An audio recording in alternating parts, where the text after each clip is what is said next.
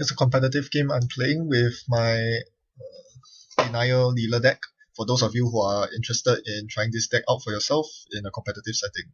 So this is a competitive game up against RP. And my opening hand, this is one of the most important choices of the game, whether to keep your opening hand or not. This is a keep simply because it contains just so much money. It's ridiculous. You can always draw your account siphons later, you can always draw your Eater later, same with medium, but if you don't start with sufficient early game economy, the corp's going to run over you because, firstly, you will be clicking for credits instead of drawing cards, which is very bad. This is very inefficient play. Remember that this deck can make filthy loads of credits via account siphon. So if you're spending one click just to get one credit, you are wasting your time. You are too slow. Sneak Door Beta and Inside Job are both very good cards to see on opening hand. Sneak Door because it means that you can ninja agendas out of HQ on demand, because most people don't ice up archives until much later. And Inside Job because then you can contest Sundew remotes if they place an end run in front of it, which most smart RPs will do. So my first setup here, this is suboptimal play. I'd rather save the dirty laundry for when he installs a remote, so I can contest the remote and dirty laundry while doing so, because with RP you need to run a central server first. Now here's an important bit that contributes to strategy. I look at his hand and I immediately know what sort of deck he's playing. He's playing Rush RP. You have seen that on my deck before, on my channel before, and I know exactly how it works. Rush RP is bad news because this means I need to find my combo pieces much faster than traditional RP. Of course, there are upsides to this as well, but I need to prevent the first Nisei from going through. Against traditional RP is slow enough for me to lock them out before they score their first Nisei usually. But Rush RP is specifically able to score the first Nisei very quickly, and that is very scary. So I know that he has Susanoo and Excalibur, which isn't so bad for me, even though I'm criminal, because I run Eater to deal with Excalibur. In the meantime, I discard an emergency shutdown. This is a very obvious choice because Rush RP runs all the small eyes, so I'm not concerned with shutting stuff down. So Excalibur, Susanoo, and Chimera, 3 eyes I have to prepare for. So I need to keep that in mind. In the meantime, he installs what seems to be a mental health clinic. I can go contest it now. I choose not to because I want to get the bank job off. With 2 clicks left after playing my money and drawing up, I didn't have enough clicks to fire off bank job. I do not want to install bank job at this point because it will only encourage him to install eyes over the mental health clinic. And you don't want, as a popular Chinese saying goes, if you hit the grass, you will startle the snake. So you don't want to force him to, you don't want him to react to what you're doing. You want the bank job to go through, make it a surprise by keeping it in your hand. That's the criminal way. So first click, I draw into a Forged Activation Orders. This is not the most useful card. I draw again into a Quality Time. Again, not a very useful card. I'm really regretting what I'm doing now. I should have fired off my bank job. Now I'm low down on cards, so yes, I'm going to hit the grass to startle the snake. I install the bank job here. But it seems like he isn't concerned with that. He goes straight for the Nisei score. Uh-oh. That is way too fast. I was drawing so frantically because at that point I needed the first account siphon more than I needed the bank job credits. But I still haven't found my account siphon. So here I'm in a bit of a sticky situation. I'm not sure what's the best thing to do. I know I cannot contest his Nisei server, even with Inside Job. I'm pretty sure he's a good player. He knows that he can res both eyes on the remote to protect against Inside Job. And I cannot make headway on HQ or R&D. So first, I do a Quality Time in the hopes that I'll find my account siphon.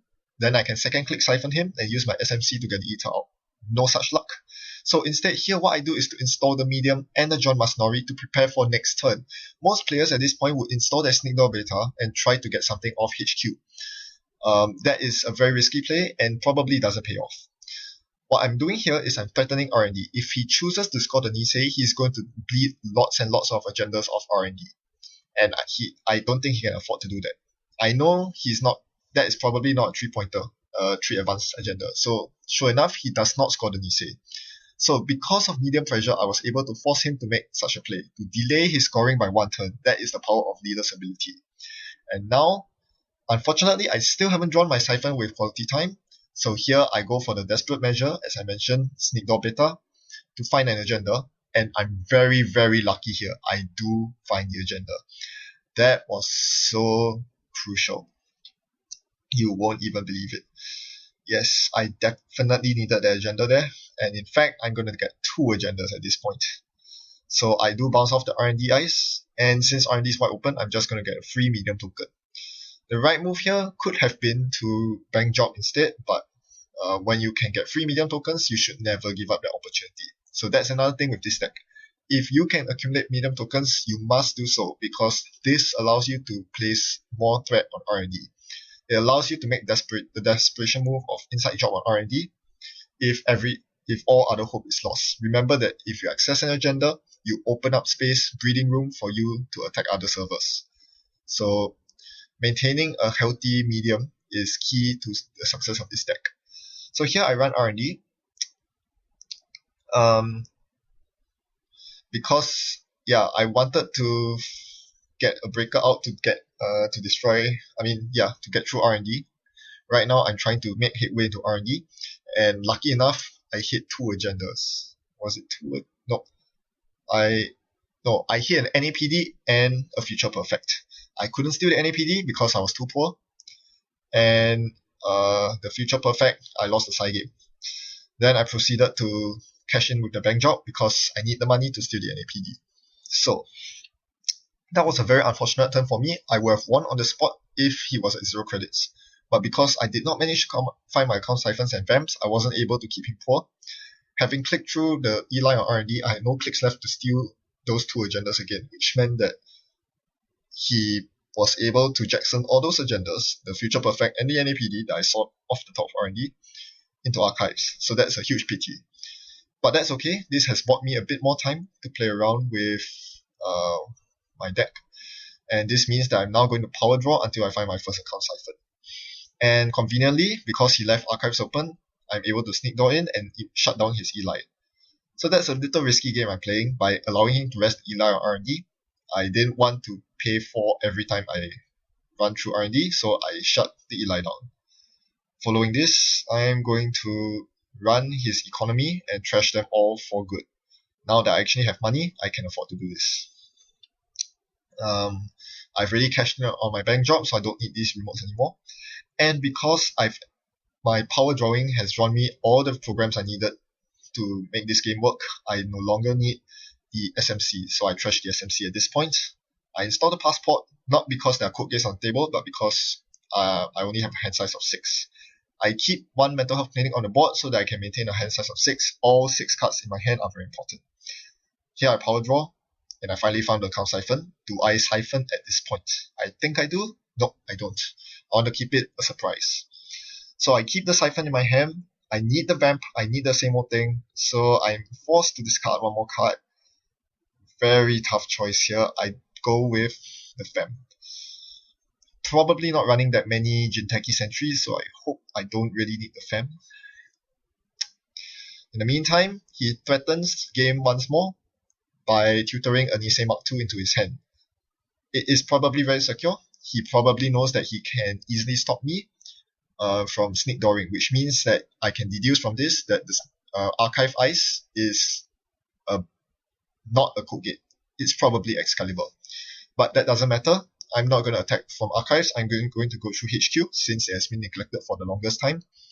And I'll go through with the siphon. And Susano. I wasn't expecting this. I paid through Susano and was left with a single credit. This is risky. Thank goodness it was a quandary. Any more taxing that ice was, and I wouldn't have made the siphon, and that would have been a huge game changer. But instead, I swing the credits my way. I have 19 credits and he has now 12. So that's a huge tempo swing in my favor. And it came just in time too, because he just used Jackson to reshuffle everything back into archives and begins advancing the Nisei again. So here I have 2 choices. I can either keep him poor by vamping him and then proceeding to the remote. That seems like a very viable line of play. The other option is to steal an agenda to bounce the Nisei back. But I make neither of these plays. Instead, I go for the account siphon. I could have successfully vamped him here and then steal the NAPD, but I chose not. Nisei Mark II. Instead, I went with the Siphon to swing credits my way, followed by an inside job, seeing that he only has 3 credits left. After rezzing the Caprice Nisei, he wasn't able to keep me out with rezzing Ice, so we play the side game and I win for the Mark II. Now, if he bid 1 here, he would actually have enough credits to score the Nisei Mark II. That was quite a scary prospect, so it was very thankful that I was very thankful that I actually won that side game, because I did not take into account the fact that it was double advance already. But that's okay. Even if he had scored the Nisei Mark II, he would leave himself in a very bad board state, because I could run R&D 4 times to see lots of cards off R&D. So it was a win-win either way for me. Even if he scored the Nisei Mark II, I'll be way ahead of him. In the meantime, as he struggles to recover after the failed scoring of Nisei, I simply draw out more cards, and I find my next Siphon in the form of same old thing, and I'm going to Siphon him soon. But he installs Caprice on HQ, so I cannot Siphon him. I have to destroy it by going for the Sneak Door run first. He shows me a Himitsu Bako, very well installed given that I installed Passport but not Breach. Well, seeing that I do have a Breach in my hand, I'm just going to go for it.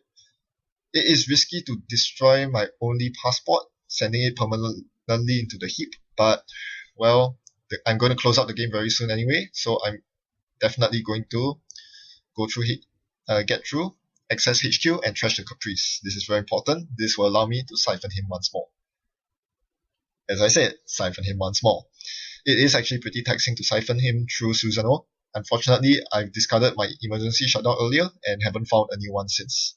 So that's unfortunate, but gaining credits is not so much of my priority. He's rush RP, I don't really need that many credits to run. The most important thing I need to do is to deny him credits.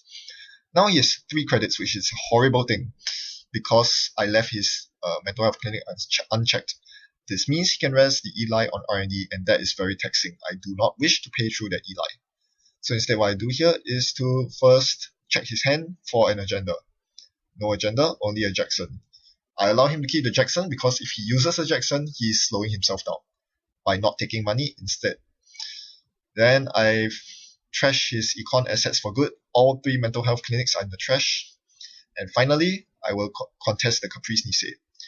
Even if he reses a cheap and the run ice against me at this point, I can break it with Ether, if it's a nasty piece of ice. But he can't res anything nasty with only 3 credits. So he plays a side game with me, and rightfully I lose. That's fine. That's similar to playing a Lamprey on him, forcing him to spend 1 credit to maintain the scoring server. He has a very bad board state right now, and I'm in a very dominant position, able to vamp him at any moment's notice. He has no money at all, so it's very easy for me to lock him out by same old account siphoning. And this time, he has less than 5 credits. So when all is said and done, he's down to 0. The path to R&D is wide open, and this is where it really pays to have a loaded medium. I have a 2 loaded medium, it becomes 3 now. I get to access 3 cards, the last of which is a Future Perfect, which he cannot defend because I am awesome. Yep, when the corp has 0 credits, you instantly win the side game. And that's why I think this deck is so good against RP. So this was a bad matchup for me early on because I wasn't able to find the account siphon early. But once I hit the first siphon and stole the first Nisei, or rather, once I bounced back the first Nisei from stealing the first agenda and siphoned him to death from there on, it actually became a much easier road than typical RP, simply because Rush RP does not run Sundew. So he was never ever able to recover his economy. And that meant that he would get agenda flooded, siphon flooded, and it was only a matter of time before I closed out the game. This is the power of my Denial Leela, and I stand by it being a very strong meta choice for the current meta. Full of RPs, just deny their credits, they can't play the side games to defend themselves. Thanks for watching, happy net running. Goodbye.